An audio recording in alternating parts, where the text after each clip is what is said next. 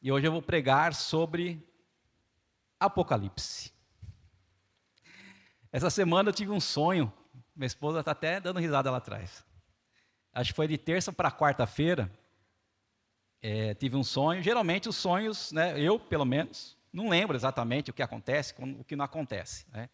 E quando você acorda, que você lembra do sonho, eu já fico meio antenado, já fico meio ligado para ver se não é Deus, né, que está me avisando de alguma coisa, está falando algo comigo. E esse sonho, ele foi estranho, mas foi assim, eu estava numa igreja que não era essa igreja. Né? Eu sabia que, assim, os irmãos era da igreja aqui, misturada com outra igreja. E eu estava aqui na frente, mais ou menos, né, meio que cuidando do som, estava inclusive com fone de ouvido, tal. E o pessoal do louvor começou a louvar. E o púlpito não era um púlpito assim bonitinho, não. Parecia assim uma rocha, né? Parecia como se fosse uma rocha o púlpito. E aí o pessoal louvando, e de repente eu apaguei ali, desliguei.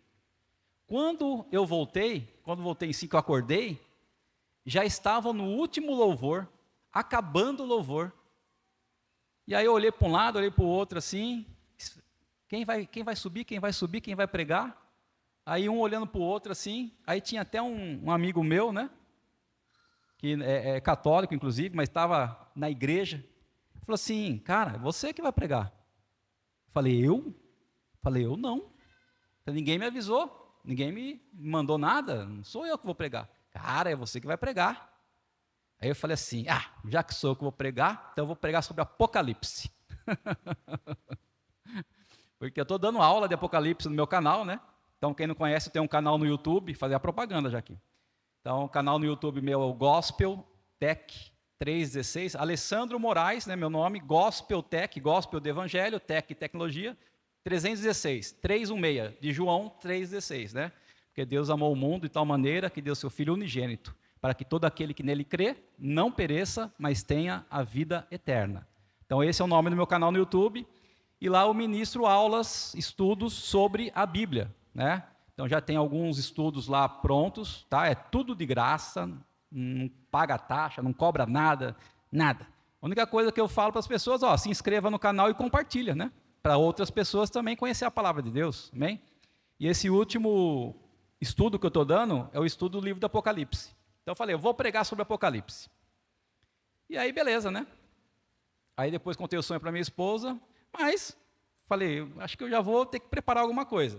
Mas passou quarta, passou quinta, passou sexta, nada. Falei, então foi só um sonho. Mas quando chegou ontem à tarde, eu recebi a mensagem. Alessandro, você pode pregar amanhã? Falei, sabia que tinha algo, né? E amém, né? Quando a gente é convidado assim, principalmente para falar da palavra de Deus e pregar a palavra de Deus, pelo menos eu aprendi que nós temos que estar sempre prontos. Amém? A palavra de Deus nos diz isso.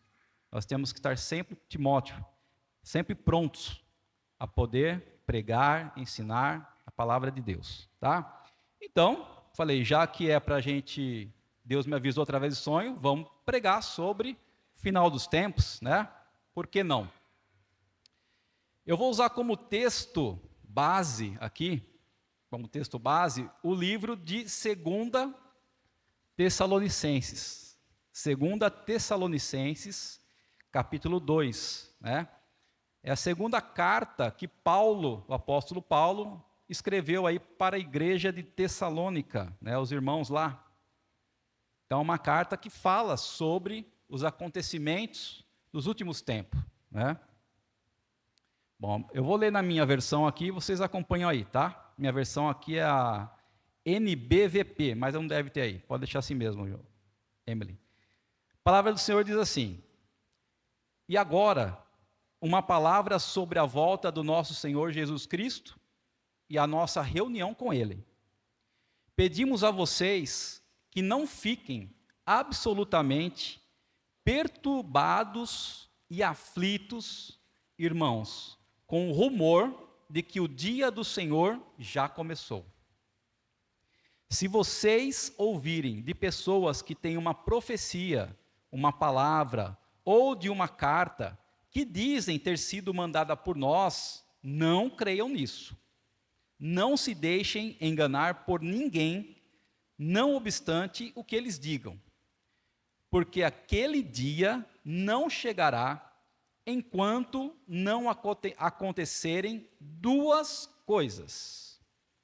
Primeiramente, haverá uma época de grande rebelião contra Deus, e depois virá o homem da rebelião, o filho da perdição.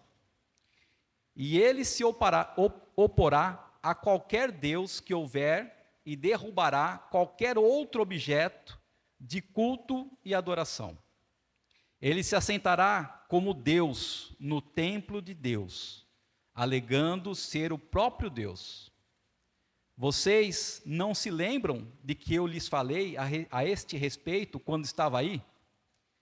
E vocês sabem quem o está impedindo de já estar aqui, pois ele só pode vir quando tiver chegado a sua hora.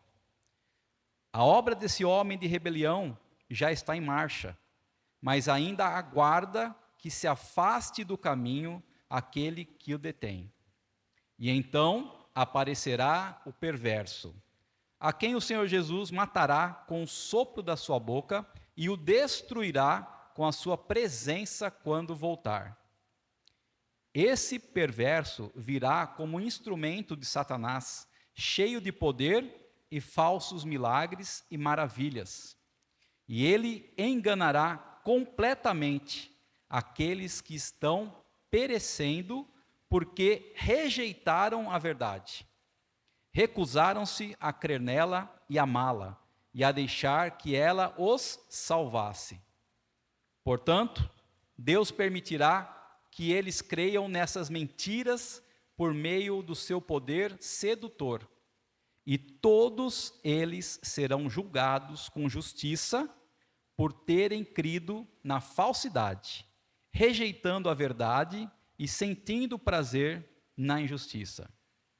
Mas nós devemos dar para sempre graças a Deus por vocês, irmãos amados, pelo Senhor, porque Deus escolheu desde o princípio dar-lhes a salvação, purificando-os pela obra do Espírito Santo e pela fé na verdade. Por nosso intermédio, ele apresentou o Evangelho a vocês. Por nosso intermédio, ele os chamou para participarem da glória do nosso Senhor Jesus Cristo. Portanto, irmãos, permaneçam firmes e mantenham-se fortemente seguros na verdade que nós lhe ensinamos em nossas cartas e durante o tempo que estivemos aí. Que o próprio Jesus Cristo, nosso Senhor e Deus, nosso Pai, que nos amou e nos deu consolo e esperança eterna, que não merecemos, anime seus corações com todo o consolo e os ajude a fazer sempre o bem, tanto em atos como em palavras. Vamos orar. Querido Deus e amado Pai, nós oramos mais uma vez a Ti, Senhor. Nós entregamos, Senhor, diante de Ti, diante da igreja, essa palavra, ó Pai, aonde o Senhor vem nos instruir, aonde o Senhor vem nos ensinar, aonde o Senhor vem, ó Pai, colocar em nosso coração que o Teu dia não chegará, Senhor, o dia do juízo, Senhor, não chegará antes de haver essa grande rebelião contra Ti. Antes de surgir, ó Pai, esse homem da apostasia, Senhor, esse iníquo, Pai, essa pessoa chamada anticristo, Senhor. Mas que nessa noite de hoje, Tu venhas realmente nos dar um coração contrito, Senhor, coração quebrantado, que o Senhor venha nos ensinar, ó Pai amado, que apesar de não sabermos nem o dia e nem a hora da Tua volta, ó Deus, o nosso dia pode ser amanhã. Nós não sabemos, ó Pai, o que vai acontecer conosco daqui 10 minutos, daqui 1 hora. Então, ó Pai, que nós possamos estar sempre, Senhor, preparados, ó Pai. Que a nossa casa possa estar sempre arrumada, Senhor. Que nós possamos sempre estar, ó Pai amado, Te amando de todas as maneiras, Senhor, dessa vida, Pai. reconhecendo o teu perdão, a tua graça, a tua misericórdia por nossas vidas. Vem nos instruir, ó Pai, vem nos ensinar com a tua palavra, Senhor. Vem me usar como uma ferramenta preciosa em tuas mãos. É o que eu te peço e te agradeço, Senhor, em nome de Jesus Cristo. Amém. Amém, queridos? Então, essa noite, nós vamos falar aí sobre a volta de Cristo. E por curiosidade, o primeiro texto que foi escrito a respeito do tempo do fim, no Novo Testamento, foi justamente esse texto que nós lemos através da carta de Paulo, né, à igreja de Tessalônica. Foi mais ou menos entre o ano 51 e 52 depois de Cristo. Depois disso, veio o Evangelho de Mateus. Nós conhecemos bem o capítulo 24 do Evangelho de Mateus, que fala sobre os sinais que acontecerão antes da volta de Cristo. E esse foi por volta do ano 70, 68 a 70 depois de Cristo, né?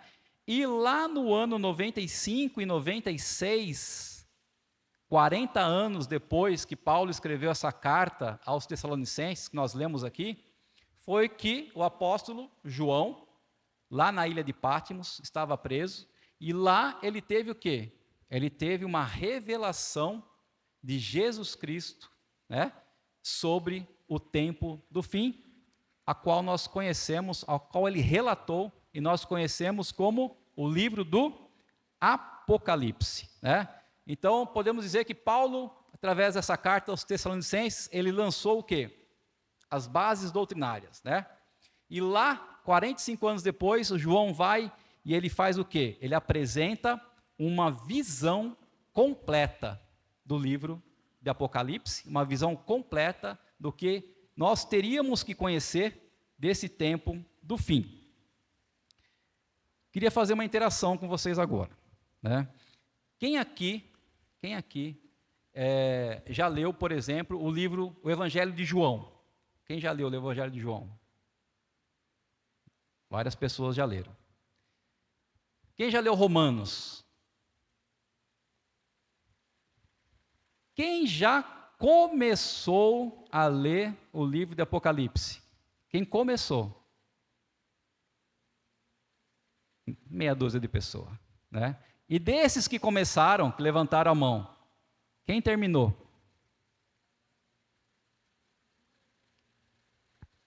Então, o que acontece? O livro de Apocalipse é um dos mais difíceis, se não for o mais difícil de nós entendermos, tá? Porque ele usa muita simbologia, né? Então eu queria aqui, nessa introdução, fazer um resumo do livro de Apocalipse, né? Eu creio que, sem você ter um método de estudo do livro de Apocalipse, você não vai conseguir absorver ou entender o que Deus está revelando para nós. Amém? Então eu creio que o livro de Apocalipse, você precisa ter um método de estudo, para você entender realmente qual é essa revelação de Cristo, para nós, igreja. Amém? Então, o livro, ele tem qual o objetivo principal? Encorajar nós, cristãos, né, que aqueles que estavam, os que estão e os que serão perseguidos, a continuar perseverantes, mesmo diante da morte. Amém? Porque muitos já morreram, perseguidos. Muitos estão morrendo, né? Se a gente vê lá na Nigéria, por exemplo, um exemplo contemporâneo, um exemplo dos nossos dias atuais, quem acompanha, quantos cristãos estão morrendo na Nigéria? Estão sendo perseguidos, né? E é um livro que vem para nos dar um ânimo, para nos dar forças, para que nós possamos não desistir da nossa fé, para que nós não de jeito nenhum nós não devemos negar a Cristo, né? Mesmo diante da morte. Mas você vai falar para mim, mas é fácil falar, né? Quero ver a hora que alguém te colocar no paredão lá, com uma arma na sua cabeça e falar, ou você nega a Cristo ou você morre. E aí? Como deve estar, como estará a nossa vida no momento de decisão dessa. Tomare, meus irmãos, que a gente não passe por isso, né? Eu acho que todos nós oramos dessa forma, né? Tomare que não chegue na nossa época esses momentos, né? Mas e se chegar? Será que estaremos prontos a não negar a Cristo e morrer por amor a Ele, né? Morrer. A palavra de Deus fala que aquele que quiser salvar a sua própria vida, a perderá. E aquele que perder a sua vida por Cristo, a ganhará. Ganhará o quê? Ganhará a vida eterna. Amém? Então o livro de Apocalipse tem esse objetivo. Tem o objetivo de encorajar os cristãos a não desistir do Evangelho, né? Porque só assim a gente vai conseguir conquistar a coroa da vitória, a vida eterna, né? O que mais que o livro de Apocalipse traz? Eu pelo menos estudo o livro de Apocalipse em sessões, tá? Eu não estou aqui para falar o que é certo ou o que é errado da visão que você vai estudar o livro de Apocalipse, né?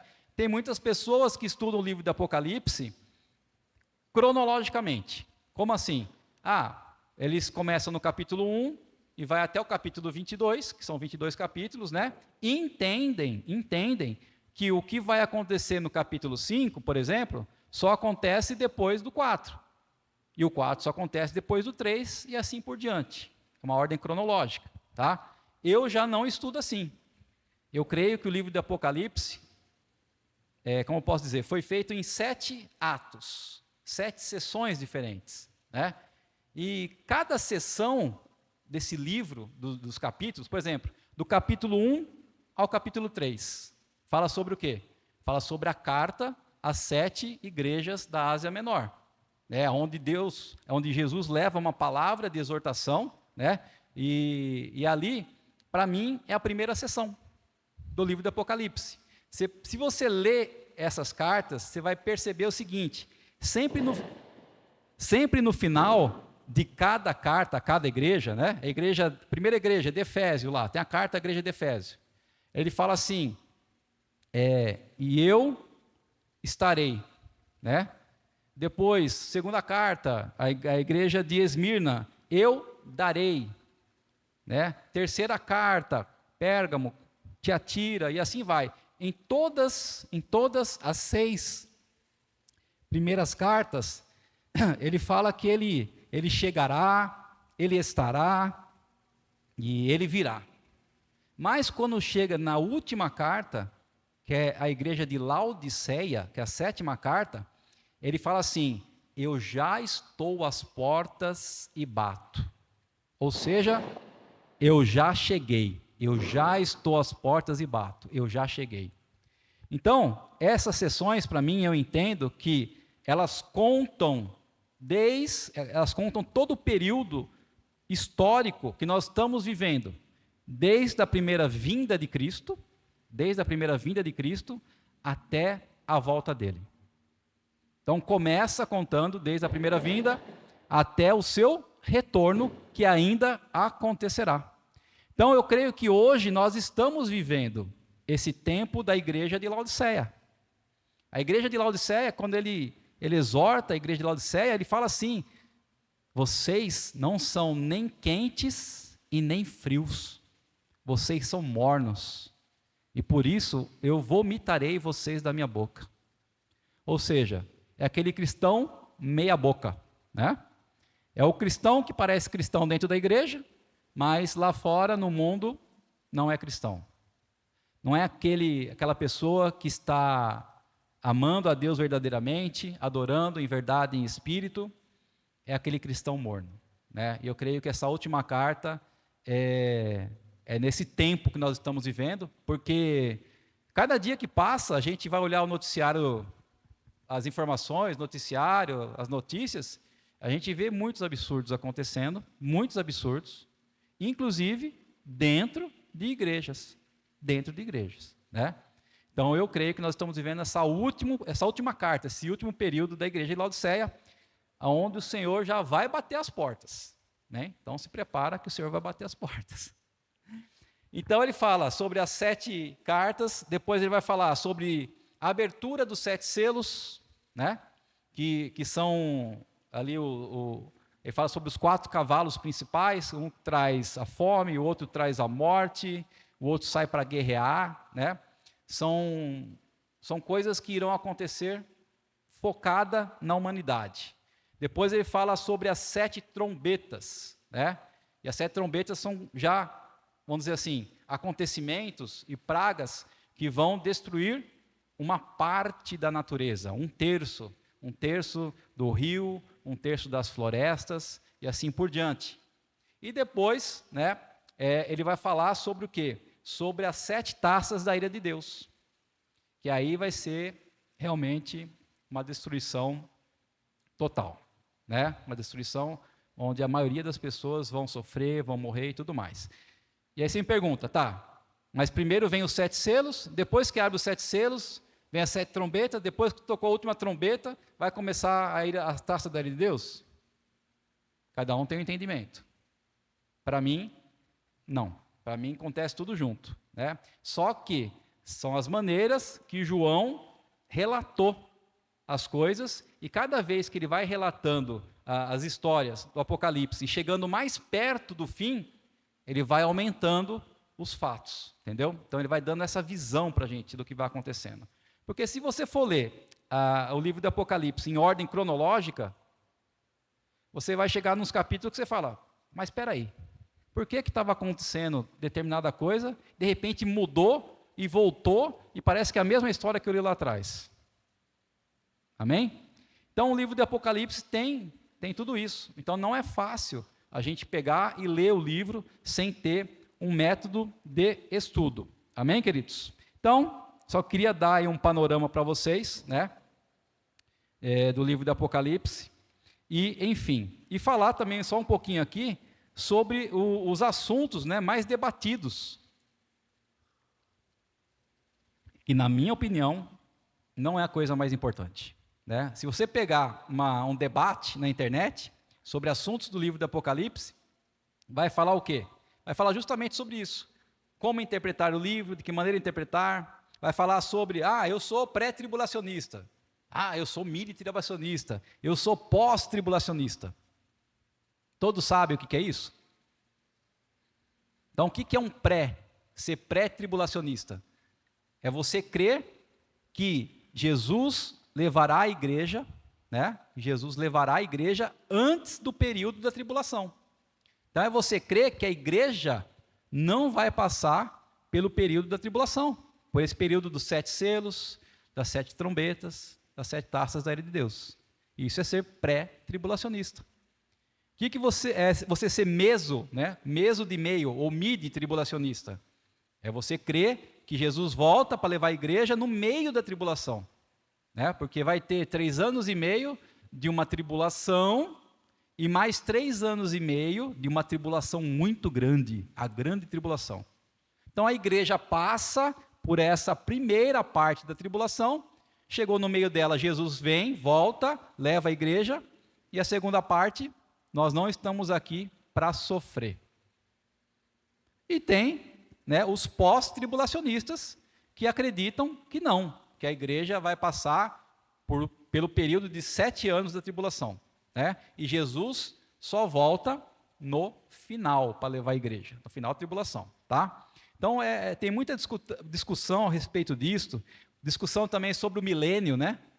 Depois que Jesus voltar, levar a igreja, vai existir 1000 anos de paz ou não vai existir 1000 anos de paz? Isso é literal ou não é literal? É um símbolo, né? Então tem discussão também, muita discussão sobre isso. Então são coisas que as pessoas discutem por muito tempo e que no final, para nós, não vai mudar nada, né? Porque nós, como Paulo fala, que nós vamos rever aqui, nós temos que estar o quê? Firmes. Firmes em Deus, firmes na palavra. Para que quando Jesus voltar, seja antes da tribulação, seja no meio da tribulação, seja depois, nós estejamos prontos. Né? Assim como aquelas mulheres com as lamparinas, né, que estavam esperando o noivo. Então 5 estavam preparadas e 5 não estavam. Temos que estar preparados. Não sabemos quando Jesus volta, queridos. Então, nós temos que estar sempre preparados, independente de ser pré, pós, mid, o que for, tá? Bom, então quem quiser saber mais sobre Apocalipse é só assistir as minhas aulas lá. Eu tô no capítulo 13, estou ensinando o capítulo 13 e já tem 44 aulas já, para você ter uma ideia, né? Então, não é algo tão simples assim da gente entender, certo? Mas, né, voltando aqui para o nosso texto de Tessalonicenses, né, a carta de Paulo, 2 Tessalonicenses, capítulo 2, Paulo começa a falar sobre a volta de Cristo, né? E aí tem duas palavras aí que eu queria dar destaque, que chama-se parousia e evangelium, né? Não sei se alguém já ouviu falar sobre essas palavras, parousia. Então, o que significa a palavra parousia? Palavra grega, né? Que significa que o rei venceu e ele está retornando. É isso que significa parousia, né? Então, antigamente, quando os reis saíam para as batalhas e eles venciam as batalhas, aí o que acontecia? Antes do rei chegar, vinham os mensageiros avisar na cidade: olha, o nosso rei venceu e ele está retornando. Esses mensageiros que vinham dar essa mensagem para o povo, era quem? Era o tal do evangelho. Eles eram o evangelho. O que significa a palavra para nós, evangelho? Boas novas, boas notícias. Então, os mensageiros, eles vinham antes do rei para dar a boa notícia para o povo, que o rei tinha vencido. E aí, quando o rei retornava, que o povo já estava esperando o rei retornar, né? Sabendo que o rei tinha vencido, então esse momento do retorno triunfal do rei, sendo vitorioso, é o momento da parousia. E é essa palavra que Paulo usa. Quando Paulo fala da volta de Jesus, é essa palavra parousia que ele usa. Ou seja, nós, através dos evangelhos, já sabemos que Cristo é vitorioso. Amém? O nosso rei venceu. E ele voltará. Ele voltará. Ele voltará triunfantemente. Amém? Então, Mateus, se a gente for no livro de Mateus 24, a gente vai ver que lá Cristo fala de alguns sinais, né? Porque os apóstolos lá, os discípulos, eles questionam Jesus. Quando vai acontecer essas coisas, né?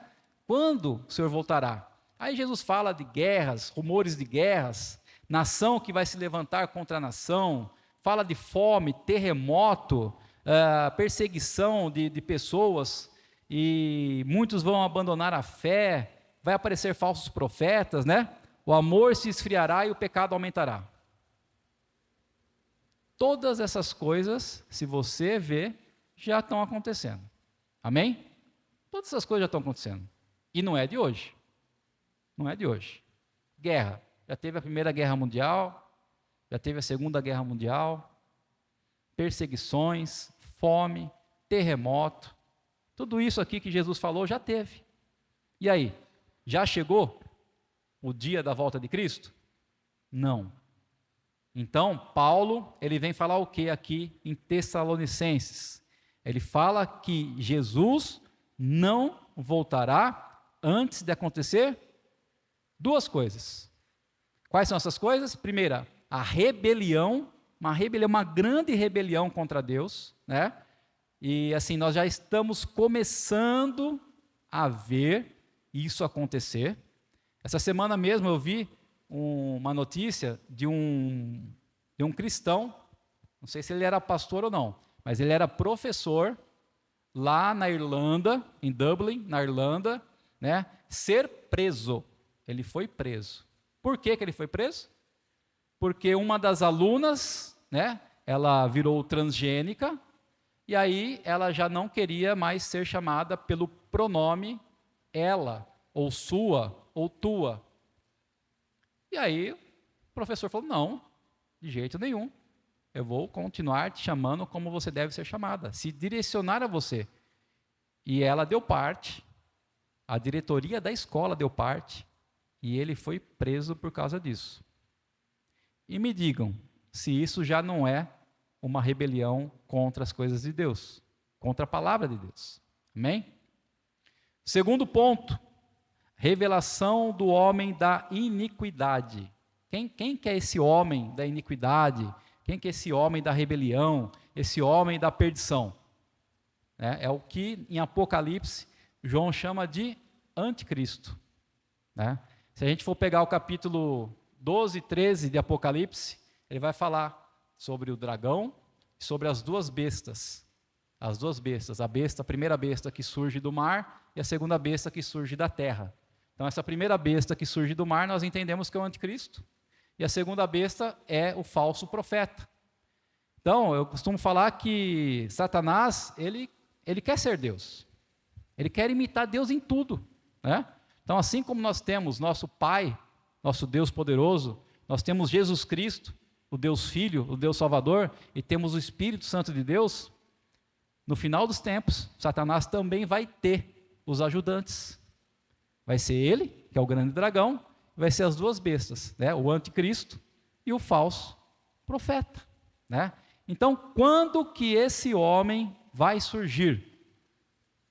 Quando Deus permitir. Amém?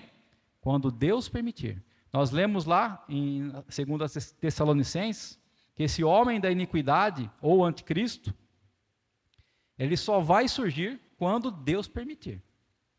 Mas quando ele surgir, ele vai vir com grande poder, né? Um poder e uma autoridade dada de Satanás para ele. Então, queridos, vai ser um tempo onde ele vai tentar se passar por Deus, né? Ele vai exigir todo tipo de adoração, todo tipo de culto a ele. Nós lemos aqui no texto, deixa eu ler aqui de novo, só para a gente voltar. Dá para pôr ali, Emily, de novo? Do versículo 4 ao versículo 7. 2 Tessalonicenses, do 4 ao 7.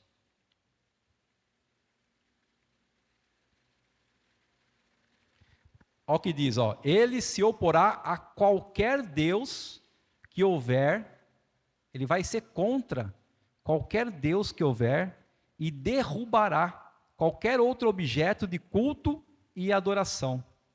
Ele se assentará como Deus no templo de Deus, alegando ser o próprio Deus. Então você vê que quando esse homem surgir, nós, que somos igreja verdadeira, nós que conhecemos a palavra de Deus, né, não podemos ser enganados. Apesar de toda a astúcia, todo o poder sedutor, todas as mentiras que vão surgir, nós não podemos ser enganados. Amém, queridos? Vai ser difícil? Vai ser muito difícil. Vou dar um exemplo. Exemplo de hoje, atual. Você que tem o Instagram. Você coloca lá nos Reels, começa a rolar. Você acha que tudo que está ali é verdade?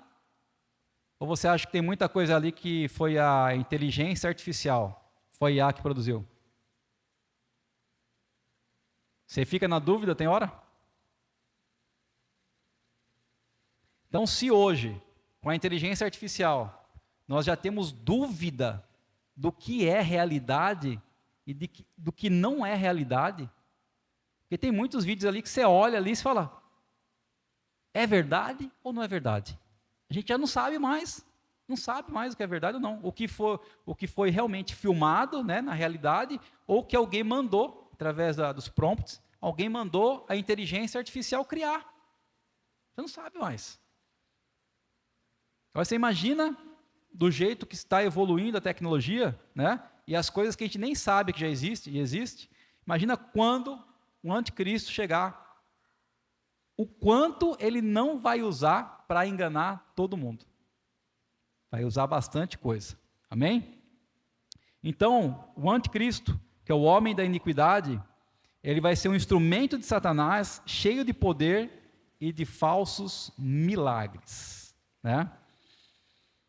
Então, Cristo volta depois que esse homem da iniquidade aparecer, né? E quando esse homem da iniquidade aparecer, nós devemos permanecer firmes, que vai ser um tempo de tribulação, com certeza, né?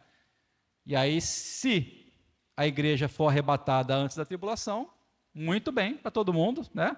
Se não for, que nós possamos nos unir, irmãos. Que a gente possa ter a verdadeira comunhão, que a gente possa ter a verdadeira unidade, que a gente possa ter o verdadeiro amor. Você realmente ter aquele sentimento de se preocupar com o seu próximo, o sentimento de amar seu próximo, de estar junto com você. Porque quando chegar nessa época, se nós passarmos, vai ser só na base da união e da comunhão. Amém? Mas, né, vou ler com vocês aqui o versículo, para concluir, eu vou ler os versículos 8, depois o 15 ao 17. Versículo 8, depois o 15 ao 17. Então, o versículo 8 diz assim: E então aparecerá o perverso, a quem o Senhor Jesus matará com o sopro da sua boca e o destruirá com a sua presença quando voltar. Amém, queridos? Então, vai aparecer o anticristo? Vai. Deus está no controle, não se preocupem, tá? Para Deus nada é algo espantoso, Ele está no controle de todas as coisas. Mas quando chegar o momento, Jesus matará e destruirá o anticristo com o sopro da sua boca. Está escrito aqui. Versículo 15 a 17. Portanto, irmãos, permaneçam firmes, mantenham-se fortemente seguros na verdade que nós lhe ensinamos em nossas cartas e durante o tempo que estivemos aí. E que o próprio Jesus Cristo, nosso Senhor e Deus, nosso Pai, que nos amou e nos deu consolo e esperança eterna, que não merecemos, anime seus corações com todo o consolo e os ajude a fazer sempre o bem, tanto em atos como em palavras, né? E essas foram as instruções de Paulo para a igreja, né? Então, Jesus matará o anticristo, Deus fará justiça aos perseguidos, né? Que nós possamos permanecer sempre firmes e seguros na palavra que é a verdade, e que todos os dias o Senhor possa animar nossos corações, né? E sempre nós possamos fazer o bem, não só em palavras, mas em atos. Que a gente possa sempre ter em mente que se a gente passar por algum sofrimento, é temporário. Amém? Os nossos sofrimentos que nós passamos hoje e que talvez iremos passar é temporário, mas a vitória é certa. A vitória é certa. Então a igreja que não espera a volta de Cristo, ela meio que perde o sentido da missão, né? Qual que é a missão da igreja?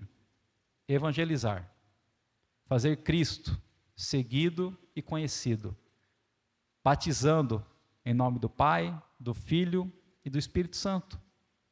E por que nós nos esforçamos tanto para evangelizar, para cuidar das pessoas, para discipular, para ensinar, para batizar? Porque eu quero? Que eu acho que é certo? Não, para levar para essas pessoas a esperança da vida eterna. Amém? Se a gente não crê, queridos, na vida eterna que está na Bíblia, nós somos pobres coitados. Pobres coitados, né? Se nós cremos somente nessa vida que nós vivemos e nós não tivermos a certeza do que virá depois da nossa primeira morte, que é a nossa morte física, somos pobres pessoas. Então a nossa esperança tem que estar aonde?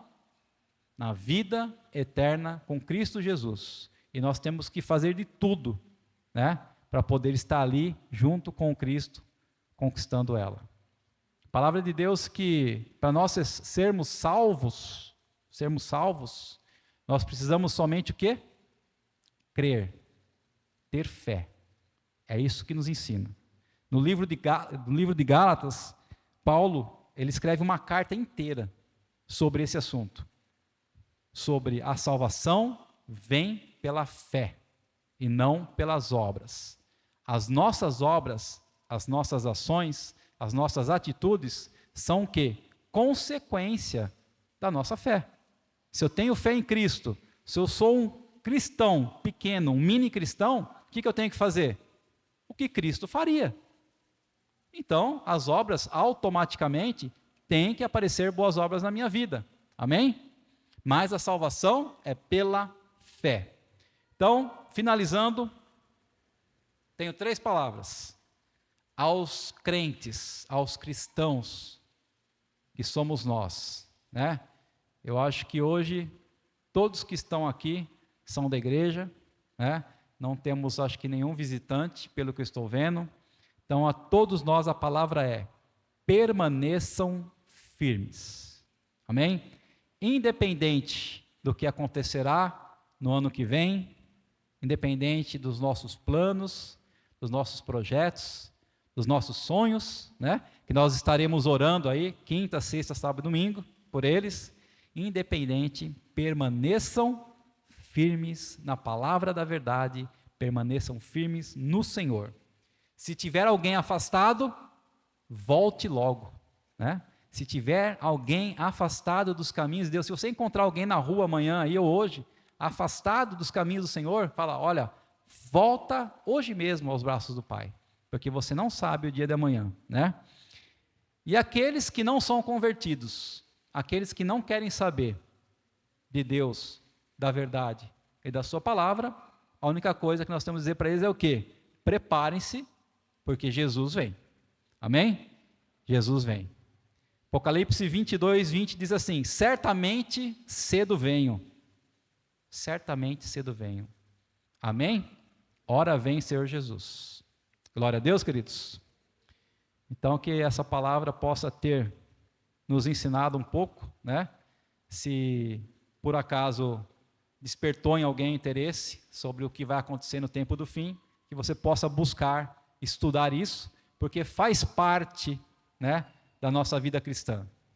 Os evangelhos são maravilhosos, porque os evangelhos, eles ministram em nossa vida como deve ser o nosso cotidiano, nosso dia a dia, sobre arrependimento, sobre salvação, sobre perdão, sobre nossas ações, né? Muitos livros nos levam a isso. Agora, nós também temos que conhecer o que vai acontecer nos dias para frente. Por quê? Porque se nós tivermos conhecimento daquilo que vai acontecer, nós conseguimos nos preparar antes. Então, se nós estivermos preparados, a gente vai passar por esse tempo, né, com menos dificuldade. Amém, queridos? Que nós possamos orar mais uma vez. Senhor Deus poderoso, muito obrigado, ó Pai, pela Tua palavra. Eu oro, Senhor, pela vida de cada irmão aqui, Senhor. Eu oro para que o Senhor possa realmente, ó Pai, colocar no coração de cada um, Senhor, a certeza, Senhor, que o Senhor voltará. Não sabemos o dia, não sabemos a hora, mas o Senhor voltará, ó Pai. O Senhor resgatará a Tua igreja, Senhor. E nós temos a certeza, ó Pai, que independente, ó Pai, daquilo que nós sofrermos nessa vida, ainda aqui nessa terra, ó Pai, vai valer a pena, Senhor. Vai valer a pena, porque o que nos espera, Senhor, é algo tremendo. O que nos espera é algo maravilhoso, Senhor. Nem olhos e nem ouvidos ouviram, nem olhos viram e nem ouvidos ouviram aquilo que o Senhor tem preparado para cada um de nós. Que essa possa ser a esperança do nosso coração. Que essa possa ser a chama que arde em nosso coração. E que a cada dia das nossas vidas, nós possamos nos dedicar, Senhor, ao Teu reino, à Tua palavra, Senhor. Nos santificar a cada dia. Em nome de Jesus Cristo. Amém. Amém, queridos?